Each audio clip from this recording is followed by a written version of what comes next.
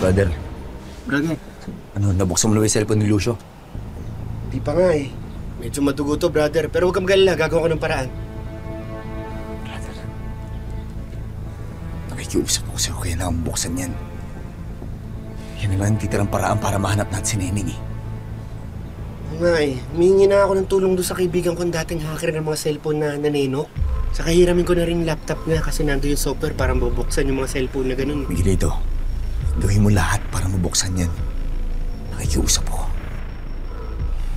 Mabubuksan to, brother. Lahat naman ng bagay may paraan eh. Akong bahala. Natatakot ako. Hindi ko alam kung anong pwede nilang gawin kay Neneng. Brother, hawak ko si Ayong.